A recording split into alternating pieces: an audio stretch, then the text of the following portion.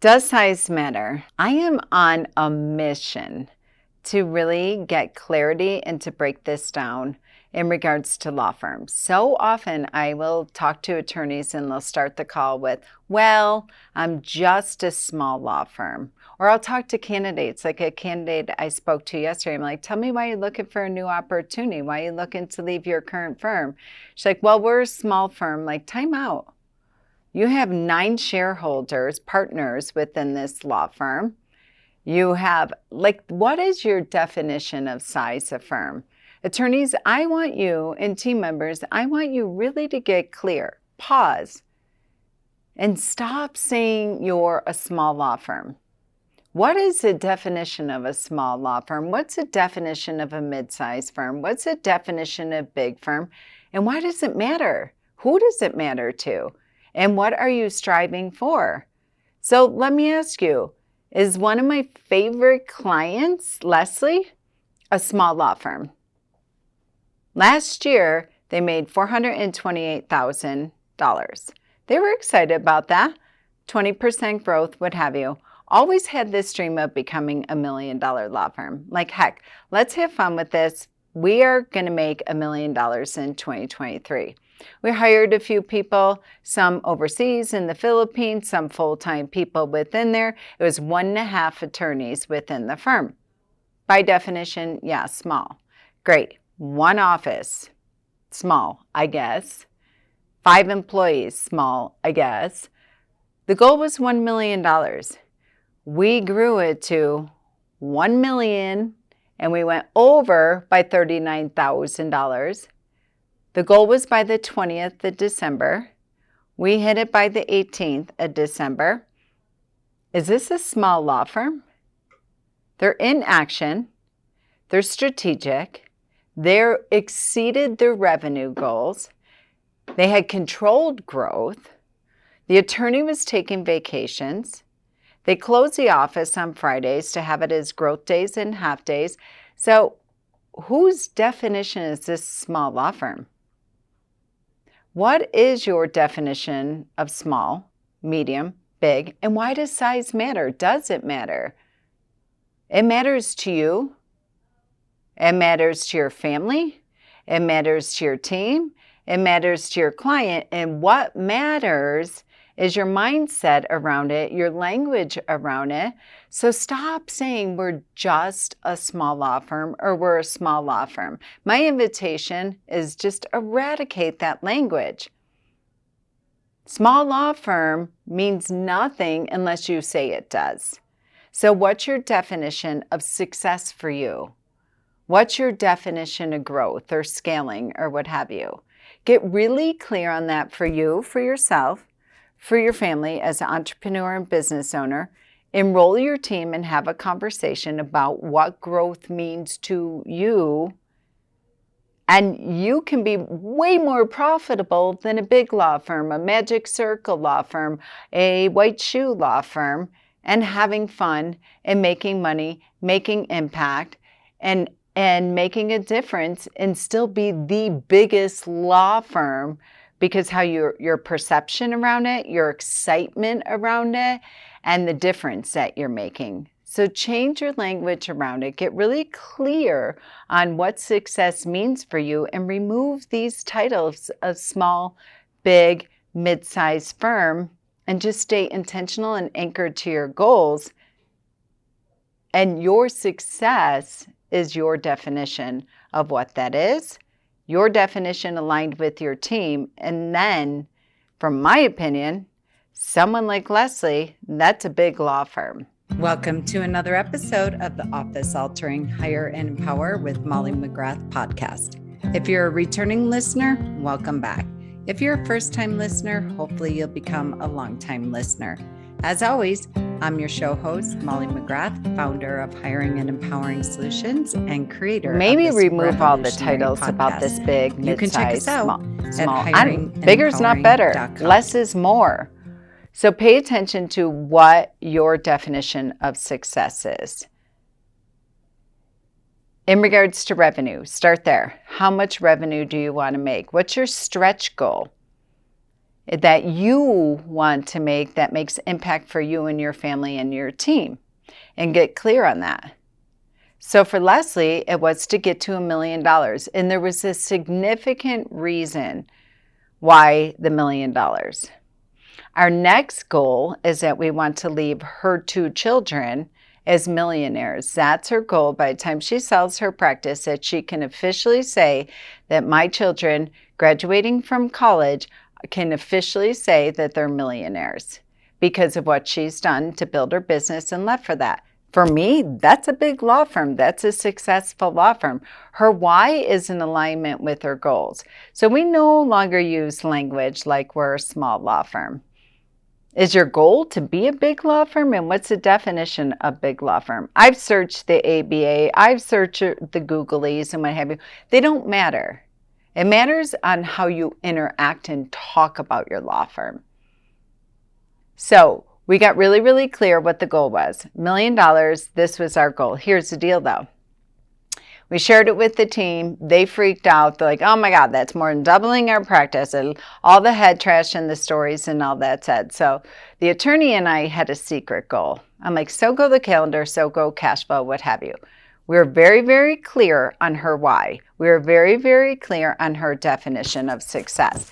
She thinks she's the biggest law firm because she's so incredibly proud of what they built. Now, our goal going into 2024 is 1.5. And we're gamifying it and we're having fun around it. We're not being stressed out and grumpy anymore. That's the definition. So get really clear with yourself, with your family, significant other, the people that are very important to you in your personal life. Get clear on what it is. Go to your team, share it.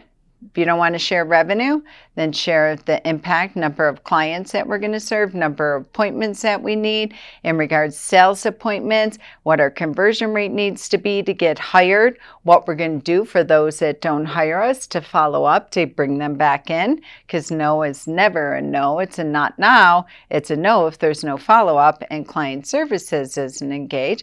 And get really clear, gamify it, and figure out what that means for you. And then back into it. Get your process, get your systems in place, your daily huddles, your weekly stakeholder meetings, and start playing into it and figuring out what worked and what didn't work about last week. How many leads did we get? How many of them? And start running your numbers. Know your numbers and have fun with it and be excited about it. And keep anchoring for you, for your firm, what have you. When I was interviewing this candidate yesterday, I'm like, why are you looking for a new opportunity? And she's like, well, there's not a lot of growth here. I've hit the ceiling. We're a small firm. And like I said earlier, I'm like, you're not, I don't, what's your definition of small?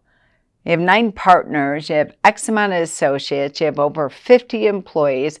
What's your revenue at? What have you? And when it really, really, really boiled it down to, she wasn't involved in growing herself. So they just hired a new CFO. She was the COO, and she knew there was nowhere else for her to go. And I'm like, well, what does your next right move look like for you? Because the firm that you're interviewing for right now has less partners, less associates, less employees, smaller building, 1 location. The one you're at right now that you're calling small is in Denver, LA, Nashville. Like, what's your definition of small? And when we really boiled it down to, like, this firm, by all intents and purposes, less people, less buildings, less size, less everything, more revenue. And by the way, you're making $70,000 right now, but the position you're interviewing for is $100,000. $30,000 more a year for your salary for the position you're hiring, but it's a smaller firm. It was really fascinating conversation because for her, she wasn't looking for a bigger firm, more locations, more building, more people, more what have you. She was looking for personal and professional growth, but she didn't have the language. She didn't have the context of how to say that. So I'm like, what does that mean to you? Were you hoping to be the CFO? Like, was that what the next right move was for you? No, I don't want to be the CFO. I want to be the best COO, the position she's holding right now. But what was missing for her was she wanted more business development exposure. She wanted to be more involved in the strategic planning of the firm. She wanted to know the numbers. She wanted to know the marketing plan. She wanted to know what we were doing to grow and engage our people, the employees, our team members. So fascinating when you just pause, grab a cup of coffee, get deeply curious, and sit down and really start asking powerful questions about really, truly what it is we want, what it is our people want. So this girl's interviewing. She loves her law firm. She loves the managing partner that she works very closely with. But she has a story in her head that she's hit her ceiling. She hasn't grown. The only place she can go to grow is a bigger law firm, which, mind you, this is a smaller law firm that she's interviewing with that has more revenue, more profit, less people, and a $30,000 bump in salary. But guess what? I didn't hire her. And I told her and coached her into, in fact, go back to your managing partner, take them to lunch, bring them a cup of coffee, and have a conversation about what it is you want. You can still have your same position. You can still get the personal and professional growth, but running from here is not going to give you that if you don't have the confidence and the clarity and the articulation to sit down with your boss, to sit down with your team, and to clarify and verify what you want. So, maybe you're struggling. Maybe you have head trash that I'm a small law firm. Maybe you have all these titles and designations and what have you, and it could be subconsciously harming your growth. Get clear on what you want. Get clear on what success looks like for you personally as an entrepreneur, for your family in regards to time, money, resources, and all that. Share it with your team and declare that we're going to stop with these labels. We're a $400,000 law firm today, and our goal is to get to 1.5. And we not only hit it, but we exceed it, and we have fun, and we're making a massive difference in our marketplace, and we're really good at this shit, and we're giving out big bonuses, and we're all super happy. You're a big law firm.